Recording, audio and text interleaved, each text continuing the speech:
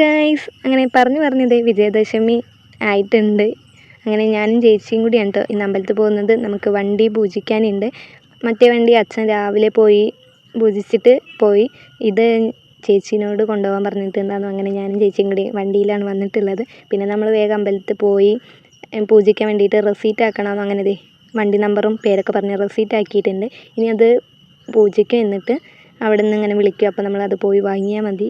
ഇന്ന് അമ്പലത്തിൽ 2 തിരുമേനി ഉണ്ട് കേട്ടോ. തിരക്കുള്ളത് കൊണ്ട് അമ്പലത്തിൽ ഉള്ളിൽ പൂജിക്കാൻ ഒരാളും പിന്നെ വണ്ടി പൂജിക്കാൻ പുറത്ത് ഒരാളും അങ്ങനെ ആയിട്ടാണ്. നമ്മൾ പുറത്തിറങ്ങി വന്നപ്പോഴേക്കും നമ്മുടെ വണ്ടിയുടെ പൂജയൊക്കെ കഴിഞ്ഞിട്ടുണ്ട്. നമ്മളിത് ഇന്നലെ കെട്ടിയ മാല ഇട്ടിട്ടാണ് വന്നത്. പിന്നെ നമ്മൾ ഇന്നലെ അമ്പലത്തിൽ പോയി കെട്ടിയ മാല അവിടെ നിന്ന് കൊടുക്കുന്നുണ്ട്. നമ്മളെന്തായാലും മാല കിട്ടിയത് കൊണ്ട് പിന്നെ വേറെ വാങ്ങിയൊന്നുമില്ല.